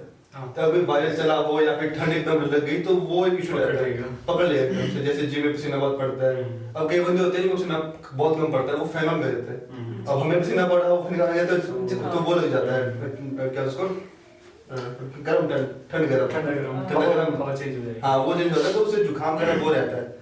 बाकी ऐसा तो कोई ऐसा इशू आया नहीं मेरे, जैसे मतलब लोगों को आता नहीं कि नेक पेन हो गई, गर्ल्स हो गए तो नेक पेन हो गई, या कुछ घास उठा के लाया तो कमर लचक गई, वो लचक गया। जिम से एक इंजरीज के जो ऑप्शन बोलो मैं, इंजरीज के जो पॉसिबिलिटीज है वो बहुत कम हो जाती है, क्योंकि आपको पता है कि आप कैसे उठाना है, कहाँ झुक गए तो कहाँ पे बैलेंस करना है, उस चीज को काउंटर पार्ट करना है। तो जिम से बहुत अच्छी हेल्प मिलती है। और मेंटेन की बात, मेंटेन वही है, sleep, eat good, exercise good. Health issues की बात करें तो मुझे साइनस की प्रॉब्लम है, लेकिन जिम से उसका कोई कनेक्शन नहीं है। जब से मैंने जिम स्टार्ट किया तब से इंटरनली और एक्सटर्नली एकदम फिट हूँ। प्रॉपर डाइट, न्यूट्रिशन और ट्रेनिंग की वजह से मुझे कोई प्रॉब्लम नहीं है। इसका मतलब है कि मतलब सबको जिम करना चाहिए, है ना? यस। और दूसरी बात ये कि कुछ लोग जिम जाते हैं ना, कुछ टाइम बाद, जैसे कुछ इंटरवल होता होगा ना, 3 मंथ 6 मंथ, उसके बाद उन लोगों का स्ट्रक्चर कुछ अलग ही हो जाता है। वो इसका मेन रीजन क्या अच्छा से बुरा होता है, डिपेंड करता है वो क्वेश्चन क्या है। बुरा मैक्सिमम मैंने बुरे देखे, जब क्योंकि छोड़ देते हैं छोड़ने के बाद। तो इसका एक मेन इशू ये है कि जैसे मान लो आप क्या करते हैं, आप जिम आए हो, अब आपका जो डाइट प्लान है वो हिसाब से बनेगा। आप वर्कआउट करोगे, आपकी डाइट बढ़ेगी, भूख खुलेगी, आप प्रोटीन इंटेक अच्छा करोगे, सब करोगे, ठीक है। 6 महीने तक आपकी डाइट की एक आदत बन जाएगी कि आपको ये खाना है। आपकी बॉडी बोलेगी कि मुझे 9 बजे ब्रेकफास्ट करना है, या 12 बजे में लंच आएगा, प्लेट पे आएगा, नहीं आएगा तो वो अंदर से आएगी, मतलब खाना है, भूख लगेगी। तो अब आपने वर्कआउट छोड़ दिया, अगर आपकी रिक्वायरमेंट कम हो गई बट आपकी डाइट वो मेंटेन रहती है, वो एक आदत लग जाती है डाइट की। अगर आपने उस टाइम डाइट चेंज नहीं किया, जिम छोड़ के आपने मेंटेन नहीं किया अपनी बॉडी को, या फिर किसी भी और एक्टिविटी से, तो आपकी बॉडी में वो इफेक्ट करेगा, वो दिक्कत है। वो स्ट्रक्चर काफी मतलब चेंज हो जाता है एक तरह से। काफी लोगों की ये दिक्कत है ना, हाँ, क्योंकि वो मेंटेन नहीं रखते हैं, इसलिए Maintain। कंसिस्टेंसी बहुत मैटर बहुत करती मैटर है। करती है। माइंडसेट ये रहता है कि 6 मंथ जिम करेंगे तो हाँ। हम जो हम बॉडी बन बन जाएगी जाएंगे, वो उसके लाइफ बाद- टाइम वही कंटिन्यू रहेगी, लेकिन ऐसा नहीं है। बस वही है ना, एक अच्छा सा फोटो आ गया, हाँ, that's it। बस मैक्सिमम ऐसे सोच के आते हैं ना कि हम 6 महीने जाएंगे, साल जाएंगे, उसके बाद तो हम बिल्कुल बॉडी तैयार करते हैं। बेसिक वही है कि आपकी रिक्वायरमेंट के हिसाब से आपको चलना पड़ेगा। यस। रिक्वायरमेंट कम होगी तो आप खुद अपनी डाइट को भी कंट्रोल करो, नहीं कर पाओगे तो फिर वो इशू करेगा, फिर क्या बॉडी चेंज होगी। ठीक। बीच में हमारे पास एक टर्म आई थी calisthenic, I guess, free weight, या दूसरी तरफ हमारे पास होता है वेट ट्रेनिंग। तो अगर इनमें कोई डिफरेंस है या फिर कोई सिमिलरिटी भी है तो उस पे बताइए कुछ। दोनों एक्चुअली 90% सिमिलर है, दोनों ट्रेनिंग है। वेट ट्रेनिंग में हम डंबल्स, प्लेट्स का यूज करते हैं, अगर आपको फैट लॉस करना है तो उस हिसाब से हम ट्रेनिंग करेंगे। कैलिस्थेनिक्स में क्या होता है, आपकी बॉडी मूवमेंट्स ही रहती है, आपको पुलअप्स करना है, पुशअप्स करना है, उसमें और भी प्रोग्रेशंस होते हैं। लेकिन अगर आपको कैलिस्थेनिक्स में भी अपने आप को प्रोग्रेस करना है तो वेट ट्रेनिंग की हेल्प उसमें भी लगती है। वेट ट्रेनिंग कैलिस्थेनिक्स से ऊपर ही रहती है हमेशा। मैंने एक पहले बताया था एग्जांपल है कि वेट ट्रेनिंग में आपको रिजल्ट अच्छे मिलते हैं, कैलिस्थेनिक्स में आपको रिजल्ट लेट मिलेंगे बट वो रिजल्ट अच्छे होंगे। तो अगर आपको एक मोटिवेटेड रहना है, या फिर मतलब आपको एक कंटिन्यू में रहना है कि आपको दिख रही है कि ग्रोथ हो रही है, तो आप वेट ट्रेनिंग ही चूज करोगे। अगर कैलिस्थेनिक्स में जाओगे तो ऐसा नहीं कि वहाँ रिजल्ट मिलेंगे, पर वो ये कि वो आपको बहुत टाइम बाद मिलेगा, क्योंकि बॉडी वेट को संभालना एक इजी टास्क नहीं होता। अभी मैक्सिमम इंडिया में मैक्सिमम लोग के मतलब 90% को ठीक है। तो इंडिया में अभी 98% बंदे ऐसे होंगे, पॉपुलेशन ऐसी होगी जिनसे अभी पुलअप नहीं होगा, पुशअप भी नहीं होंगे उनसे। तो अब अगर वो स्टार्ट करने लगेंगे तो उनसे 1 महीने बाद 2 पुशअप आएंगे, फिर 3-4 महीने बाद उनसे वो नंबर 5-10 पहुंचेगा। पुलअप्स करना तो बहुत हार्ड होता है। तो उस चीज में अगर बंदे को मोटिवेटेड रहना है कि ठीक है, मतलब मुझे सिर्फ एक मतलब अभी उसका कोई गोल नहीं है, बस एक उसको फिट रहना है, तो वो पहले वेट ट्रेनिंग पे आएगा कि पहले सब वेट बढ़ा रहे हैं, वेट बढ़ रहा है तो स्ट्रेंथ बढ़ रही है, फिर मसल मास आ रहा है, फिर कैसे इस पे थोड़ा इजी हो जाता है कैसे वेट ट्रेनिंग करने से। ओके। अब वैसे भी कैसे थी ना, एक मतलब क्या बोलते हैं, भूल गया। वेट ट्रेनिंग करने से कैलिस्थेनिक इजी हो जाएगा। हाँ, बट अब ऐसा है कि आपकी वेट ट्रेनिंग की कोई लिमिट नहीं है कि आपने मतलब 6 महीने वेट ट्रेनिंग कर दी फिर कैसे चेंज कर पाओगे, ऐसा भी नहीं है। अगर आप वेट ट्रेनिंग कंटिन्यू रहोगे तो आपको ग्रोथ भी वैसे ही मिलती रहेगी। ओके तो मतलब आई विल प्रेफर कि मतलब वेट ट्रेनिंग पे ही थोड़ा फोकस करो कैसे से पहले, उसके बाद कैसे स्थिति आ जाओ। मैं एक पॉइंट बोलूँगा कि weight training can make you big. काफ़ी लोगों का गोल्स होता है कि मेरे को बड़ा होना है, जाइंट होना है बॉडी से काफ़ी, तो वो वेट ट्रेनिंग से हो सकता है। कैल्साइंस अगर आप कर रहे हो तो आपका गोल रहेगा कि आप लीन रहो, एकदम आपका काफ़ी एथलेटिक सी बॉडी रहे, अजाइल बॉडी वेट को कंट्रोल करने के लिए। तो वो मतलब कैल्साइंस करके आप बिग नहीं बन सकते हो। काफ़ी लोगों का गोल होता है कि मेरे को बिग बनना है, वो वेट ट्रेनिंग से हो सकता है आपका। बल्कि बॉडी के लिए, बल्कि बॉडी के लिए काफ़ी लोगों का होता है कि मेरे को हैवी वेट उठाना है काफ़ी ज़्यादा, लाइक मेरे को 200 किलो डेडलिफ्ट करनी है, गोल्स होते हैं काफ़ी लोगों के अपने अलग-अलग। तो ये चीज़ भी आपके गोल पे डिपेंड करती है आपको क्या चाहिए। अगर आप मेरे को पूछोगे तो मेरे को दोनों अच्छे लगते हैं।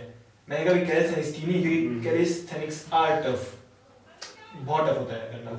हर किसी के बस की बात नहीं है ना बॉडी वेट कंट्रोल करना, होल्ड करना एक पोजीशन पे। तो मेरे को खुद ट्राई करना है, मैं जल्दी ट्राई करूंगा, बट अभी तो वेट ट्रेनिंग किया मैंने, अभी तक मैंने नहीं किया कभी। वेट लॉस करना इजी है या वेट गेन गेन करना?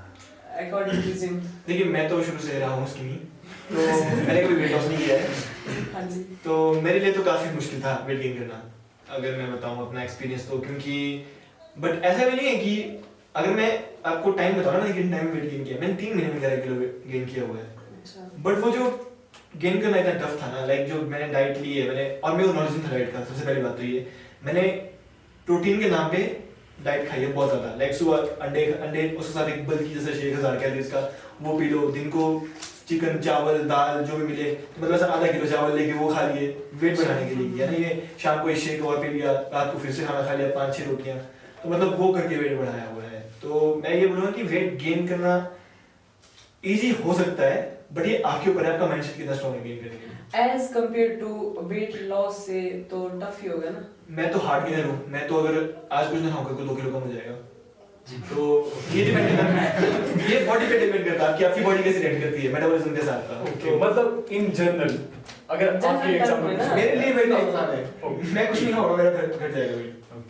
आप मेरी ऐसा है कि जो एक सॉरी कट करना ये बॉडी पे डिपेंड करता है। अगर आपकी बॉडी बहुत टाइम से स्किनी है आपके लिए वेट गेन करना मुश्किल होगा। अगर आपकी बॉडी बहुत टाइम से बल्की है आपको वेट लॉस करना मुश्किल होगा। ठीक है, अब मेरे पास इस वजह से मेरा पहले वेट बहुत ज्यादा था, फिर मैं एक लिमिट पे लाया, अब मेरा वेट वहीं पे स्टक है। मैं 75 to 80 ही घूमता रहता हूँ।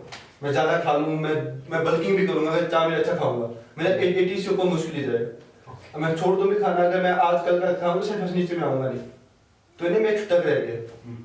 तो ये एक बहुत बड़ी डिपेंड करता है क्या मेटाबॉलिज्म कैसा है, क्या खा रहे हो, कितना वो चल रहा है। बेसिकली 3 टाइप्स की बॉडी रहती है, एक्टोमॉर्फ, एंडोमॉर्फ एंड मेसोमॉर्फ। इसमें जो मेसोमॉर्फ रहते हैं वो इजीली वेट पुट ऑन कर लेते हैं, उनकी स्क्वायर टाइप की बॉडी रहती है। और जो एक्टोमॉर्फ होता है वो हार्ड गेनर्स रहते हैं, उनको वेट पुट ऑन करने में काफी एफर्ट लगता है। हम सभी बेसिकली जितने भी लीन बॉडी बिल्डर्स हैं ये सब एक्टोमॉर्फ होते हैं। अगर वेट पुट ऑन की बात करें तो वेट गेनिंग तो बहुत इजीली हो जाती है, लाइक कुछ भी हम फैट का चीज खाए, बर्गर पिज्जा खाए, वेट पुट ऑन हो जाएगा। लेकिन अगर लीन मसल मास की बात करें, क्वालिटी अगर आपको टिश्यूज ऐड करने हैं बॉडी में, तो इसमें काफी ज्यादा एफर्ट लगता है और इसमें काफी टाइम भी लगता है। इसके लिए आपको अपना proper diet, nutrition and recovery का ध्यान रखना पड़ता है। यस। एक टेक्निकल टर्म आई थी बीच में, माइक्रो और मैक्रो न्यूट्रिएंट, उनके बारे में आप बताएंगे एक लेमैन के लिए? मान लो आप एक 4 साल का बच्चा है, उसको अगर समझाना हो माइक्रो न्यूट्रिएंट और मैक्रो न्यूट्रिएंट। मैक्रो न्यूट्रिएंट की बात करें तो जैसा नाम में आ रहा है मैक्रो, ये हमारे लिए ज्यादा जरूरी है। इसमें आपका प्रोटीन, कार्बोहाइड्रेट एंड फैट रहता है। और माइक्रो की बात करें, ये भी हमारे लिए जरूरी है और ये हमारी बॉडी अंदर नहीं बनाती, इनको हमें डाइट के थ्रू या सप्लीमेंट के थ्रू खाना पड़ता है। माइक्रो न्यूट्रिएंट्स में आपके विटामिन एंड मिनरल्स आते हैं। तो मैक्रो में वही हुए, अगर जैसे लेमन के लिए चावल रोटी, जो मतलब उसमें खाने ही खाने, बिल्कुल जिसके बिना मतलब बंदा बेड से भी ना उठ पाए, वो होते हैं मैक्रो की मतलब चाहिए। माइक्रो में आगे मतलब आज नहीं होगा आपको, फिर आपको 4 दिन बाद फील होगा कि मुझे इस चीज कमी है, जैसे विटामिन डी बोला था आपने, विटामिन डी हो गए। मैं शायद इससे ज़्यादा नहीं एक्सप्लेन कर पाऊंगा इस बारे में, क्योंकि इन्होंने जो बताया वो काफ़ी है, एक किसी लिए मैं इनको समझाना प्लीज। फेवरेट प्लेलिस्ट वर्कआउट की क्या क्या आपकी फेवरेट? मैं हिंदी रैप सॉन्ग्स, मेरे को एक आता है फोक म्यूजिक करके, मतलब ठा ठा ठा वो ये सही है। बोल दिया। हाँ जी। मुझे वर्कआउट टाइम वैसे सॉन्ग्स पसंद नहीं है, अच्छा। बिना सॉन्ग के ज़्यादा अच्छा होता है वर्कआउट। पर फिर भी रहता है ना म्यूजिक और पंजाबी सॉन्ग कोई भी ठीक है। ओके यस ठीक है। अब अच्छा उस फिटनेस से हट के थोड़ा सा चलते हैं कि आपको सोसाइटी में आपका क्या रोल लगता है एज ए इंडिविजुअल, आपका सोसाइटी में क्या रोल है? जैसे हम सोचते हैं ना हमेशा, फॉर एग्जांपल एक टीचर है, वो सोसाइटी में अपना जब जगह देखता है वो देखता है कि मुझे क्या करना है, 4 बच्चे जो मेरी क्लास में है उसको इन्फ्लुएंस करना है, अच्छी एजुकेशन देनी है। अब मेरे जो पेरेंट्स हैं, हमारे पेरेंट्स हैं, वो दोनों टीचर, वो दोनों टीचिंग लाइन में। तो जिस हिसाब से एक इमेज बनी है या एक मतलब एक पर्सनैलिटी बनी है, तो मुझे लगता है कि मतलब किसी को एक गाइड करना, दिशा दिखाना, वो एक मतलब काफ़ी एक अच्छा और मतलब महान काम है। Yes. तो मुझे लगता है कि मतलब जब आप किसी बंदे को गाइड कर रहे हो, तो एक उसकी लाइफ में ना आपकी एक वो बन जाती है, मतलब इमेज बन जाती है कि वैल्यू देने लगते हैं आप Yes. इस चीज़ को। तो ना मतलब मेरी ये वो चीज़ है कि मतलब ये पर्सनैलिटी वो चीज़ है कि मुझे गाइड करना अच्छा लगता है। ओके अब किसी को होता है कि मतलब कई होते हैं कि मतलब भाई ये बस फेंक रहा है, ऐसा कर रहा है, ऐसा कर रहा है, तो मतलब एक थॉरो गाइड या फिर मतलब एक अच्छी तरह रिसर्च गाइड हो, वो मेरे लिए एक मजा Yes. मेरे को लग रहा है आप ये बोल रहे हैं कि हमें वैलिडेशन तब मिलती है अगर हमने कुछ कर रखा हो। हाँ। अदरवाइज हम गाइड करेंगे नहीं हम लोगों को उतना सीरियस कोई लेगा भी नहीं। लेकिन अगर मैंने मान लो फिटनेस की फील्ड में कुछ किया है हाँ। तो वो मेरे को सीरियस लेना शुरू शुरू करेगा। करेगा। और अगर एक्सपीरियंस है तो आप अच्छे से गाइड भी कर पाओगे। Yes. एक्सपीरियंस नहीं है तो आप कुछ ही बोल दोगे, फिर हाँ, वो कोई नहीं। मायने नहीं, फिर वो चीज़ मायने रहती है, वैल्यू रहती है उसकी।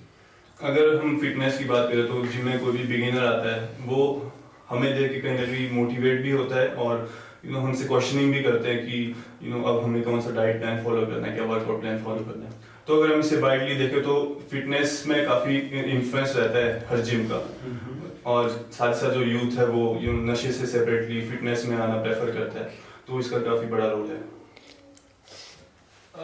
मैं इसमें ये बोलूँगा ना कि एज अ फिटनेस मैं इन्फ्लुएंसर नहीं हूँ, मैं बस एक नॉर्मल सा जिम गोअर इंसान हूँ। तो अगर मैं नहीं चाहता कि मेरे से हज़ारों लाखों लोग इन्फ्लुएंस हों, मैं अगर सोसाइटी की बात है यहाँ पे, इसलिए बोल रहा हूँ ऐसा, मैं चाहता हूँ कि मेरे से कोई इन्फ्लुएंस हो तो वो आसपास के लोग हों जो आके मेरे से 1-to-1 बात कर पाए उस बारे में। क्योंकि ऐसा कि मैं 1000 लाखों को करूँगा ना, वो मेरी डे टू डे लाइफ में नहीं हो पाएंगे इन्वॉल्व, वो उनको नहीं पता मैं और क्या क्या कर रहा हूँ साथ में। मतलब क्या पता अगर मेरी बॉडी अच्छी बने इन फ्यूचर तो क्या पता मैंने कुछ मतलब कुछ भी होता है, कुछ गलत चीज़ देखे भी बनाई हो, वो नहीं बता सकते वो लोग जो मेरे को फॉलो करके मतलब इंस्टा पे फॉलो करके मेरे को फॉलो कर रहे हैं। तो मैं चाहूँगा कि मेरे आसपास भी हो वो लोग, ताकि वो आके बैठ के मेरे से बात करें कि भैया आपने ये कैसे किया। आई गेस आप कह रहे हैं कि मुझे 1000 लोग इन्फ्लुएंस नहीं करने हैं, लेकिन 4 लोग ऐसे इन्फ्लुएंस करने हैं जो मेरे बारे में सब कुछ जाने, उस सब जानने के बाद मेरे को फॉलो करें। जी।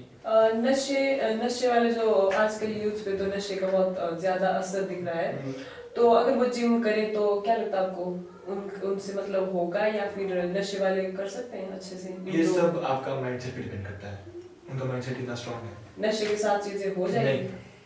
नहीं हो पाएगी। नशा बहुत बुरी चीज़ है। मेरा एक खुद का फ्रेंड है, मेरा बेस्ट फ्रेंड था, तो बात नहीं करते हम, तो मैं नाम नहीं लूँगा ऐसे क्योंकि तो वो ड्रग एडिक्ट हो गया था, और अगर उसको अभी देखूंगा मैं ना तो अगर उसको जिम भी कराया जाए तो भी नहीं हो पाएगा उससे, क्योंकि वो इतना एडिक्ट है कि उसको वो कांपता है उस चीज़ के लिए, तो नहीं हो पाएगा, छोड़ना ही पड़ेगा उस चीज़ को, और माइंडसेट बहुत स्ट्रांग होना पड़ेगा। मतलब जो भी जिम ज्वाइन करते हैं मतलब उनको नशे ये सब चीजें नहीं करनी चाहिए ना? अगर उनसे लाइक अगर वो मॉडरेट तरीके से कर रहे हैं, बस अपना एक्सरसाइज कर रहे हैं, वो फिर उनके ऊपर है अगर उनको वैसे करना है तो। बट अगर अच्छी प्रोग्रेस चाहिए जिम में, अच्छा लाइफस्टाइल चाहिए, तो फिर तो छोड़ना पड़ेगा। नशा बिल्कुल किसी भी फॉर्म में नशा हो किसी भी सिचुएशन में ठीक नहीं होता। एक साइड जिम का मतलब काफी इन्फ्लुएंस चला है, एक साइड नशे का भी बहुत चला है, मतलब बहुत यंगस्टर नशा भी कर रहे हैं और जिम भी ज्वाइन कर रहे हैं साथ में दोनों। हाँ मतलब रेशियो देखे तो काफी एक साइड नशे वाले भी बहुत हो गए हैं मतलब, और जिम वाले भी बहुत। आप दोनों को अलग अलग रखेगा? हाँ जी। साथ में नहीं बोलेगी साथ में नशा भी हो जिम? नहीं। अच्छा, तो ये तो अब देखो अपनी वो है, एक के ऊपर डिपेंड करता है, हर पर्सन के ऊपर ही उसको क्या चूज करना है। अब वो अच्छे से भी लाइफ जीना चाहता है या उसको बर्बाद करनी है, तो वो खुद ही चूज करे। इंडिविजुअल क्वेश्चन, क्या जिम का रोल है उस पार्ट ऑफ जो चंक है हमारा सोसाइटी का, उसको अपनी तरफ लाने का या फिटनेस की तरफ लाने का? बिल्कुल। तो हाँ, उस पे अगर हम बात करें, मतलब देखा जाए आजकल के बच्चों को ज़्यादा ये होता है, जैसे अब हम यंग हैं, हमको पता है हम इस वजह से गुजरे हैं कि थोड़ा एक होता है अंदर से बच्चों में कि नहीं अच्छा दिखना है, कपड़े अच्छे फिट होने चाहिए। देखते हैं ना हम लोगों को कि यार हम इतने पतले हैं, कपड़े ढीले ढीले चले हुए, फिट नहीं हो रहे हैं। वो एक चीज़ अट्रैक्ट कर सकती है। उसके अलावा तो मैं नहीं सोच पा रहा हूँ कुछ इसके अलावा कि क्या चीज़ अट्रैक्ट करेगी। बस अच्छा दिखना, पावर होना बॉडी में। यस, अगर कोई बंदा अगर जिम में आ रहा है, वो रेगुलर है, उसने मतलब 2-3 साल दे दिए जिम को, अब अगर वो नशा करना स्टार्ट करता है तो उसकी जो बॉडी में उसकी ग्रोथ है, जो उसने मतलब अचीव किया है बॉडी में, वो डिग्रेड होगा, वो नीचे जाएगा। तो एक वो डर रहता है कि मतलब मेरी मेहनत खराब हो जाएगी तो मैं नशे से दूर रहता हूँ। वो एक पॉइंट रहता है जिम का कि वो नशे में एंटर नहीं करता। बट अब ऐसा भी है कि जिंदगी आपको एंजॉय भी खुद करना है। तो अगर ऐसे कि मतलब वंस इन ईयर या फिर मतलब कभी बीच में अगर सारे भाई मिल गए, दोस्त मिल गए, इकट्ठा पार्टी हो रही है, तो वो एक सेपरेट चीज़ है, वो आप लाइफ को एंजॉय कर रहे हो। बट अगर आप मतलब हर हफ्ते हर रोज दौड़े हुए हो अल्कोहल करने, ये करने, वो करने, तो वो चीज़ बहुत गलत है। तो अगर हम जिम की बात करें तो अगर कोई जिम कर रहा है, 2-3 साल किसी ने जिम करी, तो उसके जिम का ही इतना अच्छा नशा लगता है कि और किसी नशे के बारे में सोचता ही नहीं। और साथ ही साथ जिम में जब प्रोग्रेस मिलती है, आप चेक करते हो कि लास्ट टाइम मेरा वेट 40 kg था, 5 kg मसल मास आ गया, कपड़े सारे फिट हो रहे हैं, तो उसमें काफ़ी ज़्यादा मोटिवेशन आती है और वो चाहता है कि मेरा और इसी फील्ड में मेरी और अच्छी प्रोग्रेस हो, तो और किसी नशे के बारे में वो सोचता है। इसमें मैं एक पॉइंट करूँगा ना कि अगर हम मेहनत करेंगे इस चीज़ के लिए ना, और कोई भी चीज़ को खराब करेगी ना, अगर हम खुद से खराब करेंगे किसी चीज़ को कंज्यूम करके या कोई भी चीज़ हो सकती है, तो गिल्ट होता है एक। अब जैसे मैं हूँ ना, अगर मेरे को हो गया काफ़ी टाइम, मैं काफ़ी नॉर्मल वे में जिम करता हूँ, ऐसा नहीं है कि कोई मेरे को बहुत प्रोफेशनल करना है। तो अगर अभी मैं चाय पी लूँ ना, अगर मेरे को गिल्ट होता है कि चाय क्यों पी ली मैंने आज। अब अगर मेरे को देखो, मेरे को 3 साल हो गए, वो चाय पी गिल्ट होता है, तो अगर मैं नशा करूँगा मेरे को कितना होगा, नहीं कर पाऊंगा, मैं चाह के भी नहीं कर पाऊंगा। बस वही पॉइंट है कि ये दूर तो कर सकता है नशे से आपको। अच्छा, मतलब आदत हो जाएगी एक तरह से। जिम मतलब देखो है फिट रहने की आदत अच्छी आदत है, डिसिप्लिन में आ जाता है। अगर आपको किसी क्लाइंट को मोटिवेट करना हो, मान लीजिए कि आया है फिर बीच में हो गया नहीं करना, बस नहीं होता है, फिर आप क्या करेंगे? स्ट्रेटेजी उसके लिए मैं तो बेसिकली जो पुराने क्लाइंट्स हैं हमारे, जिनके बहुत अच्छे रिजल्ट्स आ रखे हैं, उनके मैं फोटो शेयर करता हूँ, पुराने वाले और नए वाले। उन्हें देख के खुद ही वो अट्रैक्ट हो जाते हैं और फिर खुद ही जिम नेक्स्ट डे से स्टार्ट हो जाता है। मैं एक एग्जांपल दूंगा इस बारे में। अपना एक मतलब दोस्त है, जिगरी है, क्लाइंट ही है पूरा से।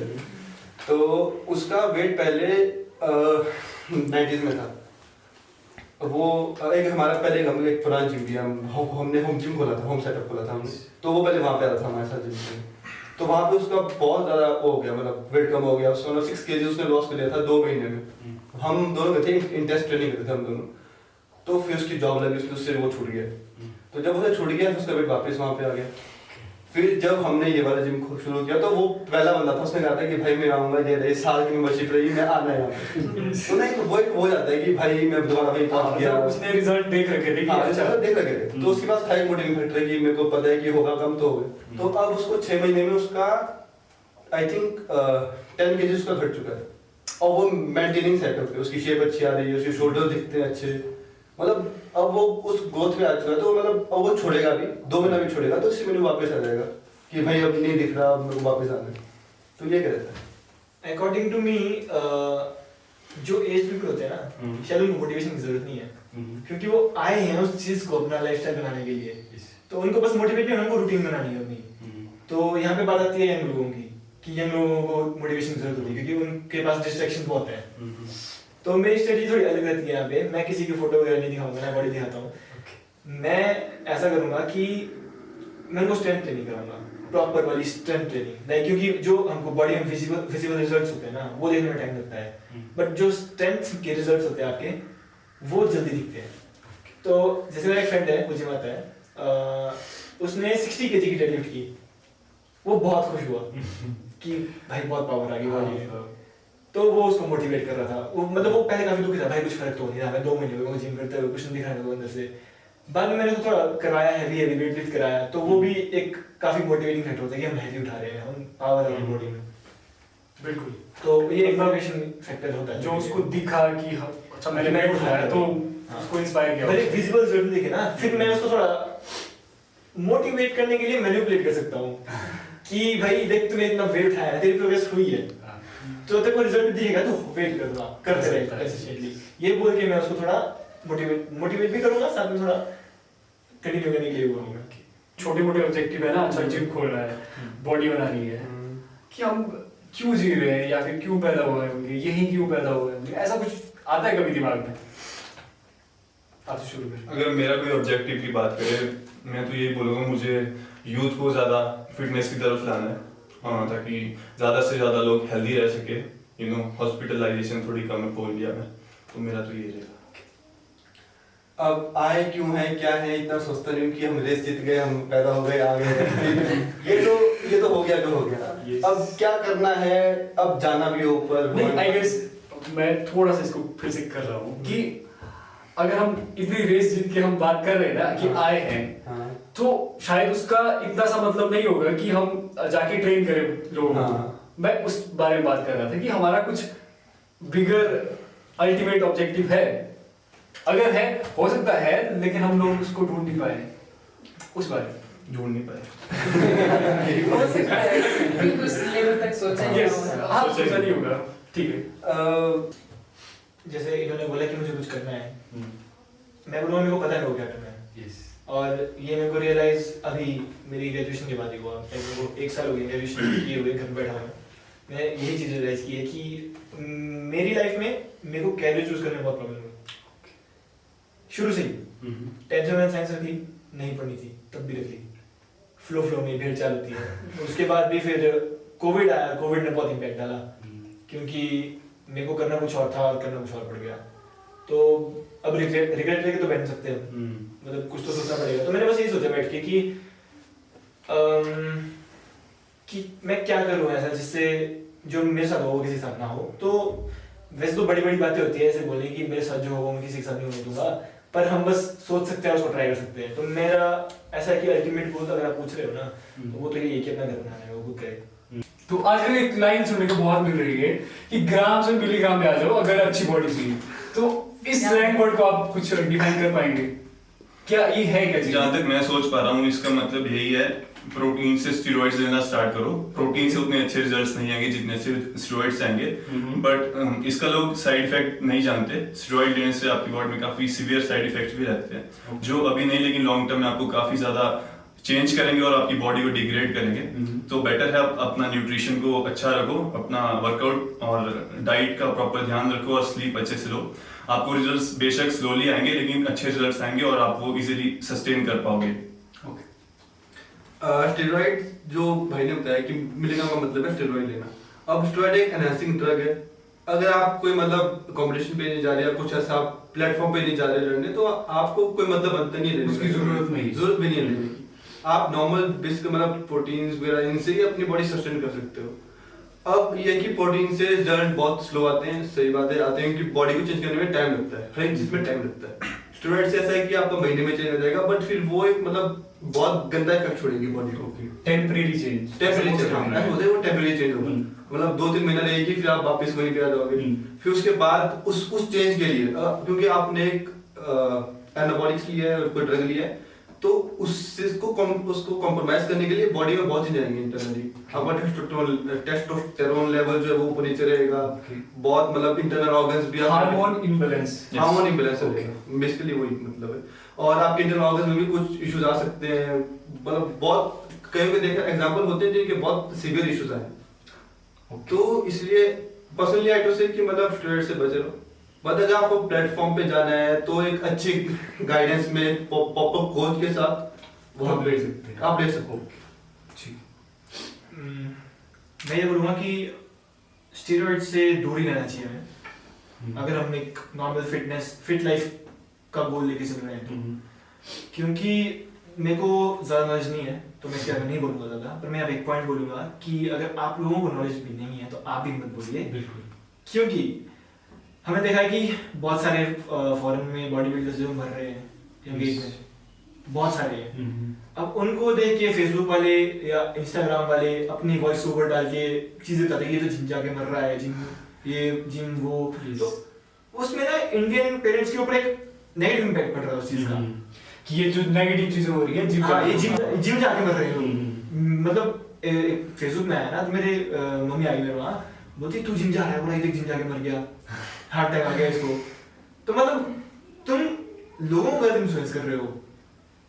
लाइक स्टेरॉइड के बारे में पहले समझो, जानो उसके बारे में, फिर तुम उसके बारे में कुछ बोलो ना, कि तुम ये भी तो बताओ कि उस बंदे ने स्टेरॉइड्स लिए थे, उसको उसका साइड इफेक्ट हुआ, उसने बहुत क्वांटिटी में लिया था तो वो मर गया। अब जैसे मेरे को नहीं है, मैं नहीं बोलूंगा इसके बारे में, बट मैं ये बता रहा हूँ कि इन्फ्लुएंस मत करो, नॉलेज पूरा रखो। Okay, yes. तो लास्ट की तरफ आते हैं कि लास्ट में अगर आपको एक हमारे सोसाइटी के यूथ को कुछ मैसेज देना हो, फिटनेस से रिलेटेड या फिर फिटनेस से हटके, दोनों चीज़ों पे अगर कोई एडवाइस हो आपकी। मैं तो यही एडवाइस दूंगा कि अपनी फिटनेस का प्रॉपर ध्यान रखिए, फिटनेस में इन्वेस्ट करो और साथ ही साथ अपनी एजुकेशन का भी प्रॉपर ध्यान रखो। आपको एक अच्छे रेशियो में एजुकेशन और फिटनेस, और फिर पेरेंट्स को भी मैं यही रिक्वेस्ट करूंगा कि अपने चाइल्ड पे अच्छे से इन्वेस्ट करें, फिटनेस पे अच्छे कोचेज और अच्छे ट्रेनर्स को हायर कर सकते हो और अच्छी जिम जा सकते हो, ताकि आपके बच्चे का जो फ्यूचर है वो और बेटर सिक्योर हो पाए। फिटनेस से सिर्फ ये मतलब नहीं है कि आपको फिजिकल फिटनेस रहना, आपको मेंटली फिटनेस फिट भी रहना है। तो फिटनेस में दोनों आते हैं। अब मेरी एडवाइस पर्सनली ये है कि आप खुद भी जिम आओ, बच्चों को भी लेके आओ, पेरेंट्स को भी लेके आओ, सबको लेके आओ जिम। एक जरूरी नहीं जिम आओ, आप एक वो खुले होते हैं जिम पार्क्स खुले, चंडीगढ़ देखा होगा जिम पार्क्स खुले हैं, वहाँ पे जाओ। ऐसा जरूरी नहीं कि जिम ही आने, वहाँ पे जाओ, हल्की फुल्की एक्सरसाइज करो। जिमटोपिया की बात करें तो हमारे पास वैरायटी ऑफ इक्विपमेंट्स अवेलेबल है। हर मसल पार्ट की हमारे पास 3 to 4 स्टेशंस अवेलेबल है। और साथ ही साथ अगर ट्रेनर्स की बात करें तो ट्रेनर्स भी वेल एक्सपीरियंस्ड है, सबको अच्छी नॉलेज है जिम के बारे में। और हमारे पास ओल्ड एज क्लाइंट्स भी है, साथ ही साथ चिल्ड्रन भी जिम आते हैं। तो ये कंप्लीट जिम है, किसी को भी अगर अपना फिटनेस गोल अचीव करना है तो हमारी जिम जरूर विजिट कर सकते हैं। जी, थैंक यू। Thank you. तो इसी नोट के साथ हम यहाँ पे एंड कर रहे हैं अपने योर जर्नी का एपिसोड। बहुत अच्छा लगा आप सभी से मिलके। तो फिर से अगर बात करने का मौका मिलेगा आपको जरूर इनवाइट करेंगे। तो हमसे जुड़ने के लिए आप योर जर्नी को फॉलो करें फेसबुक पर, इंस्टाग्राम पर, यूट्यूब पर। धन्यवाद।